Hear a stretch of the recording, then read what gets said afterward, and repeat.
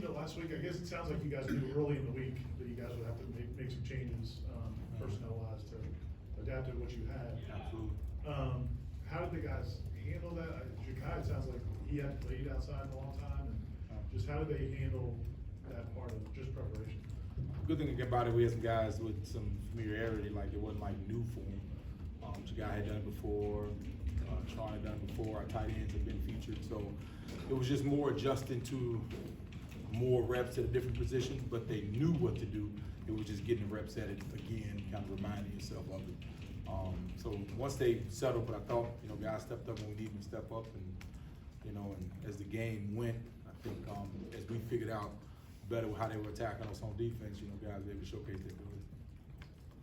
Let's go back to Ira real quick. Coach Norvell made the comment about Jordan that he makes the other 10 guys better. I think that's probably as good a compliment as you can give a quarterback. How does he do that? Like, what are some of the ways he makes everybody else better?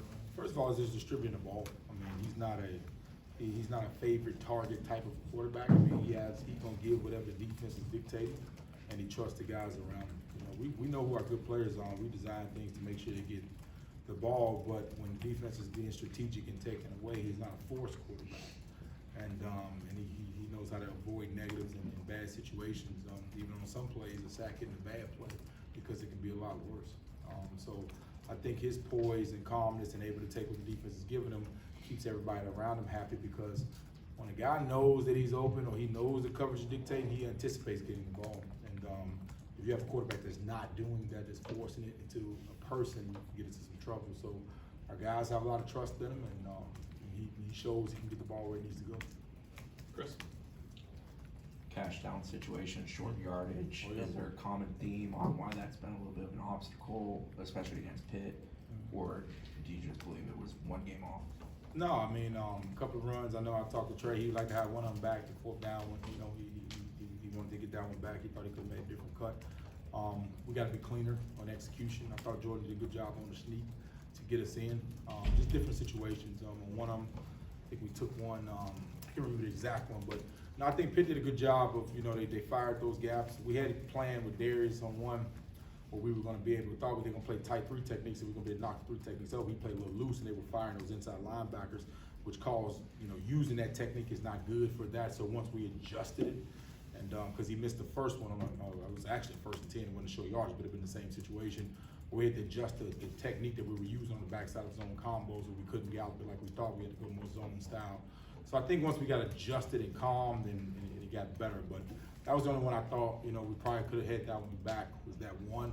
The rest of them, I don't remember anything particular, like more just decision, or we could have been better in the situation and put them in a better situation. Better call, or better leverage and things like that. Brendan? Seemed like the tight ends were fairly productive last week or this past weekend, especially with some of the wide receivers out. I guess what about that group allows them to be so dynamic at times in the passing game? They're good players.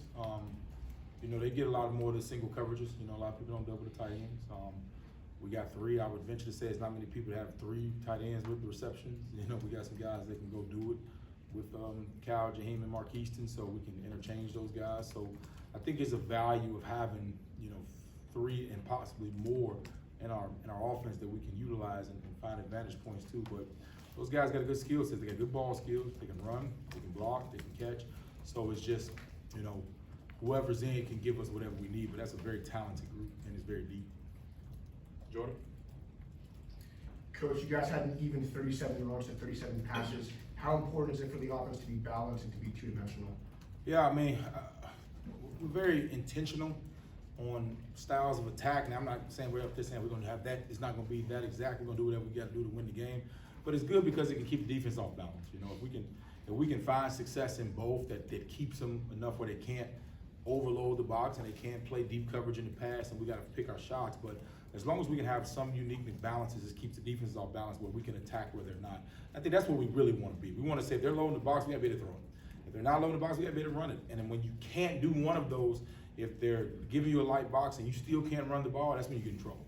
And that's where you see the offenses fail. So we've been having a fairly good balance to be able to stay productive in games on offense. Justin? how well is Jordan playing right now to, be without 2 key receivers, 2 starters, be without 4 receivers total, and to still put up 360 yards against a talented Pitt defense in a tough game? How well is he playing right now? Jordan's he's one of the best players in college football. I mean, 'cause a lot of guys would have came in those adverse moments and made excuses, or this is why and this is why not. And no, man, he came and he attacked it. He embraced the game plan, and he got the players the ball that needed to get it in complex situations, and he gave what the defense allowed him. I thought, the screen game was big again with Rodney on one, and so we were able to keep balance. And he also used his legs a couple times. He was a part of the run game and decision making. So, I mean, Jordan's a quarterback I think that's just so talented because whatever you're allowing, he can get to it. If you're allowing, the pass, he can throw it. If you're allowing, he'll hand it off and get us a good number of box counts and make sure we're in the right run plays. And if all else fails, he's a great athlete too that can make plays with his legs. So he presents a unique challenge for most defenses. Kirk? It looks like a much better Miami defense to be playing this time compared to maybe last year. I know new coordinator, a lot of new players. Where do you see the few big areas where they've made strides to have what looks like a more well-rounded unit, more successful unit this season? They just gained more experience. I mean, D lineman a year older. They added a talented freshman who was having a great season. But they got a very core nucleus of players that they've had, from the safeties to, and they've added some pieces that give them a little bit more experience. So I just think, very similar to, when I was going through your line, the more plays they see, the more flashes they've seen, they're getting better because their reaction time is a lot better. And they have a coordinator that understands box count. He's always going to have one more, multiple, front presentations with the bear presentation, and those guys are playing fast. If you watch their evolution from game 1 to now and their comfort level with the defense, you see them getting better. So, I mean, I think all of those factors are why they're playing at a high level. Aslan? I don't know if the more appropriate term is like luxury or ability, but do you have that in your guys' toolbox to be able to run the ball when you have to finish out a football game against a team that knows you're gonna run the football and knows that you have to run the football in the game, or does having Jordan and his reliability not make that an issue for you guys? No, I mean, there are points in the game where you have obvious situations. We got to win obvious situations. That was like his question earlier. Third quarter is an obvious situation. 2-minute drills, those are obvious situations. So you got to, put your cleats in the ground and put your eyes forward and go attack those deals when they know, and you don't have that luxury of, okay, what are they going to do? They're going to run or pass because of the balance. So those obvious situations, and you got to be able to find it. Now, having Jordan is a unique deal because he can balance the box because they have to account for him also. Because when defense doesn't have to account for the quarterback, they can add another person in the run, which another person in the running back got to break a tackle for because of course the quarterback can't block. So having him as a guy that can also pull the ball and carry the ball balances the numbers in those obvious run situations. So you see in some situations where we do utilize that, to our advantage. Ira? Earlier last week, excuse me, Coach Norvell talked about trying to express to the players how important it was to bring a lot of energy to practice last week. I'm guessing you guys don't have to do that much this week. How do the guys who aren't from Florida or haven't been here before, they're new to the program, they've never been in the state, like how do they appreciate how important this game is and just the excitement for this game? Yeah, even we can't dictate how practice is based off the opponent. So I think what Coach was speaking to more of was just being our best, no matter who the opponent is. Like we needed more energy, no matter who we're playing. Of course, naturally, we're in this state. We recruit against each other. Most of our players on our roster were recruited by both universities. So there's always that they got teammates. I mean, from different schools and all that. So that's why you're gonna have that different kind of energy because a lot of our guys on our team are from down there.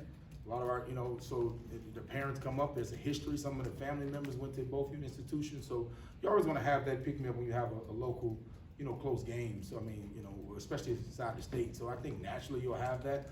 But our performance in practice and moving forward and everything, there's a certain standard has to be hit no matter who the opponent is. Now, this game, how high is important because of the history of our program and those games are always gonna be remembered and they build legacies and so that's always, important, and Coach Norvell addresses that, the first part of the year and the first part before we start camp.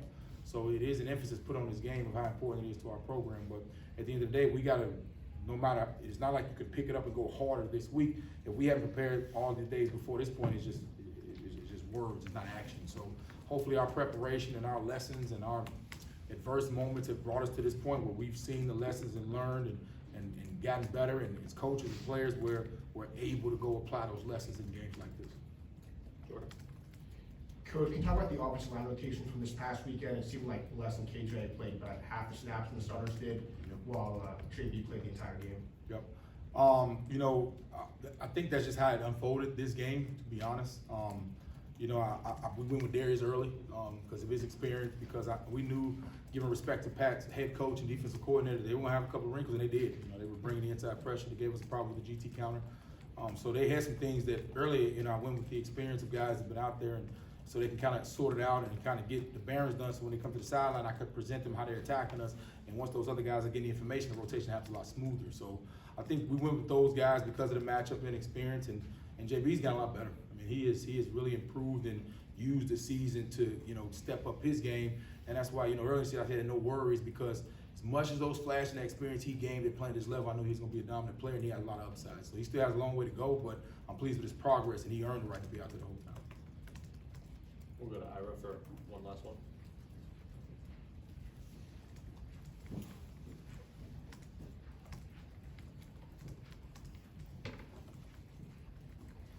I know Marquiston can almost look like a left tackle. What's the key to that play, and is there a timing element to it, or like how do you guys get a feel for it? I know Coach Norvell's a primary play caller, but like, what's the success of that play? What's the key to the success of that play? Yeah, the key to it is Marquiston looking like a tackle. He does look like a tackle. There's no secret. When he lines up, he's about 208 pounds. He looks like Darius. I mean, let's just be honest with you, we're blessed and all those guys. But no, timing of it, you know, it's one of those, you know, those fastball plays. You try to line up and try to catch defense with bad eyes. And, you know, a lot of these teams now are looking to the sideline for calls and trying to look at formation. So it adds another wrinkle for their eyes to make sure they're disciplined, because, you know, we got quite a few of those fastball type plays that we can get to if we see you kind of peeking a little bit. So it's just the uniqueness of the speed of the play, our players' understanding, we work those plays every day. I mean, it's not like they're trick plays to us. So it's just our timing of understanding, is it time for it? Is the defense looking to the sideline a little bit too much, trying to be formationally guessed? You know, and can our players operate at a high level to get it? Because, I mean, once we called it, you know, all our tackles like line up a receiver. They try to get one picture of them line up in the receiving stands for their profile pick. So, I mean, I think that, you know, it's all encompassed, but our players did a good job of understanding it, and Marquiston looks like a tackle. That's just the reality of it. And then Jordan has to hit it real quick, right? Yeah, man, Jordan, yeah. That's the part you have no concern over, because if he knows it and he sees it, I mean, he understands what to get to. He understands not to make a bad play a terrible day. So that's why I say sometimes a tackle for loss is better than a turnover, because we still get the end of the ball with a kick, with a punt. But no, Jordan is the easy part of it, because he'll understand and have a good understanding of when it's open, when it's not, and how to make sure we either have a big play or we live to fight another play. Okay, thanks, Coach. Thank you. Coach.